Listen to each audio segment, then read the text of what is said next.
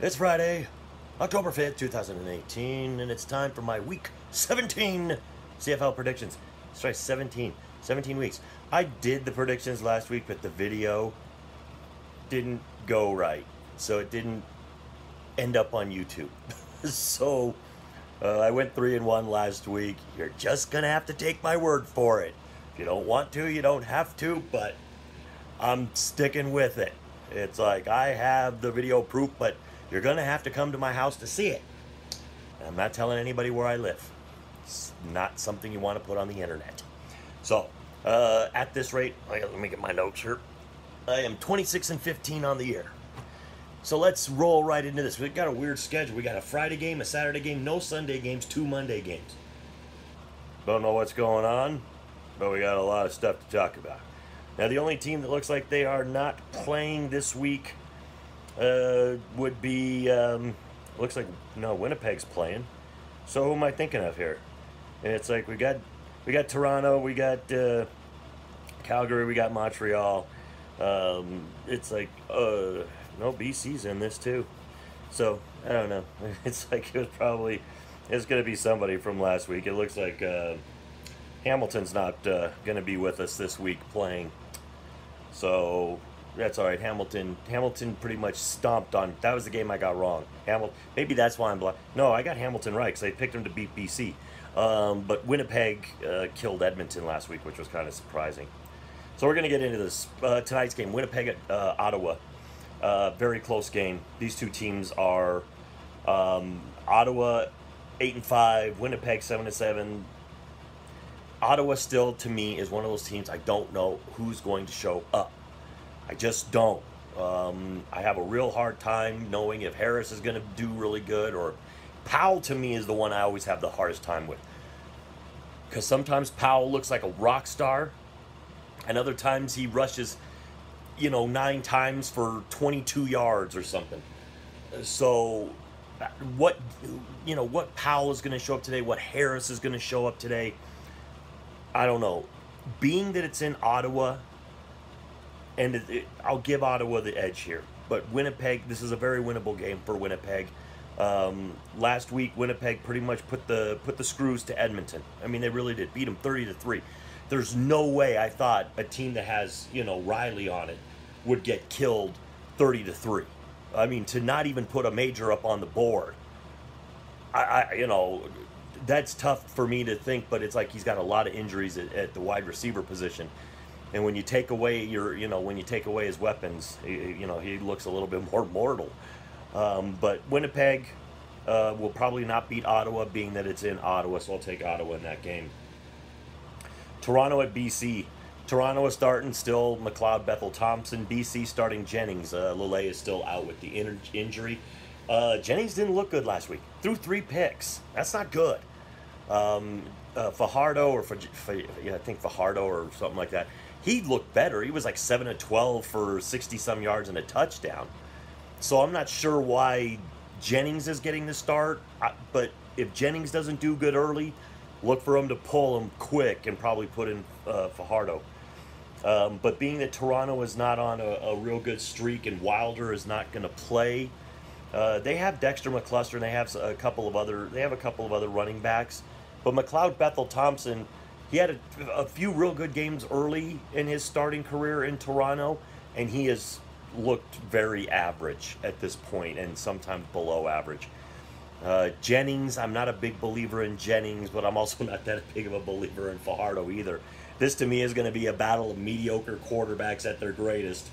But being that Vancouver is BC, British Columbia, is 5-1 at home, pretty unbeatable there. And Toronto isn't looking real good, so I don't think the Argos beat the Lions.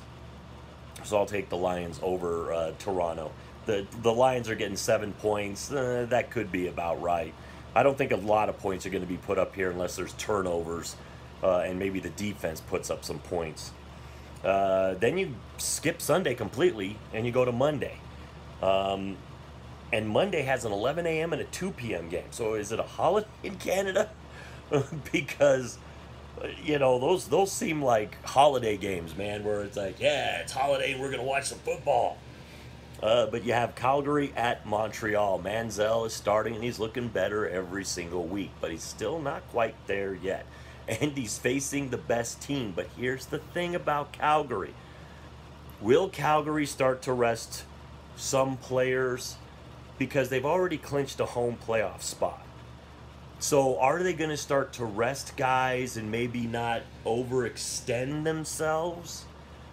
I know that's a big thing to do in the NFL. They love to, once they clinch, they start resting guys, and guys don't play the full game. Do you risk, do you risk your quarterback getting hurt? Do you risk, you don't really want to, you don't want to risk Bo Levi Mitchell getting hurt before the playoffs, because Calgary is the favorite probably right now to win this whole thing. And I get it. Bo Levi Mitchell is, he's a tough guy. He'll play through almost anything. But you don't want to risk him, and especially a game, pretty much a throwaway game like Montreal. It's hard for me to pick Montreal to beat Calgary. I have a feeling that Calgary still wins this game. I think Bo Levi Mitchell and Calgary still win. But this game is going to be closer than this 12.5 because Johnny is starting to get it. He's starting to get it. Last week, threw 2 touchdowns, no picks, ran the ball pretty well. He's starting to get it. He doesn't get the win this week, but his win in the CFL is coming. Manziel is starting to put this together. He's too talented of a player to not. So he's slowly but surely getting it. It's slowly coming to him. And he's starting to look a little bit better. I think this game is a lot closer than 12.5. I'd looked at, I'll even say this. If this game is within 2 or 3 points at the end of the game and Manziel has the ball, Montreal could win this thing. Or at least if it's a 3-point game, he could get him in position to tie it.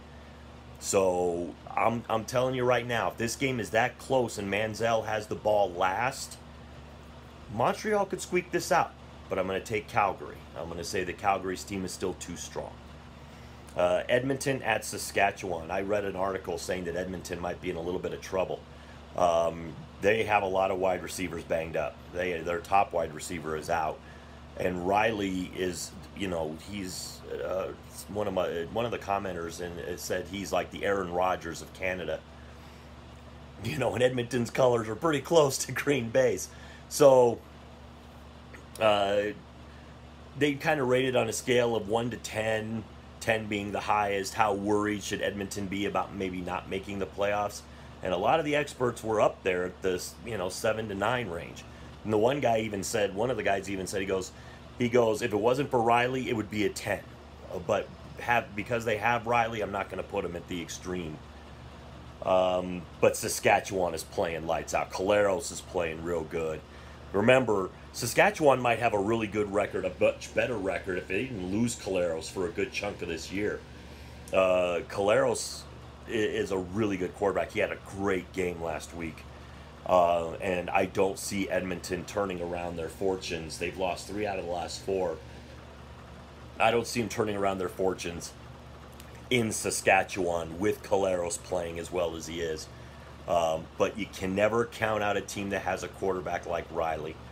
But I will still take Saskatchewan. They're only getting 3.5, which is kind of surprising, as bad as Edmonton's been playing lately. Saskatchewan's only getting 3.5 at home. And I mean, you got to remember, Edmonton's 7-7, Saskatchewan's 9-5, and this is a home game. So maybe they think because Edmonton needs it more. I don't know. I mean, if I'm an odds maker, I'd probably put 7 on this. But I'm not an odds maker. I would say 7. I'd say probably at least 1 major, and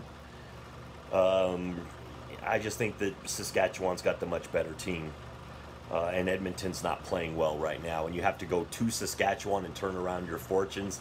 That might be a little rough. So there it is. Those are my predictions. I feel pretty confident in them. But, of course, there's professionals playing football against each other. And you can never assume that one team is going to beat another, because these are all professionals. And any given week, one team can beat another. It's just the way it is. So let me know what you think down in the comments below. With all that being said, to the troops, past, present, and future, thanks for the freedom.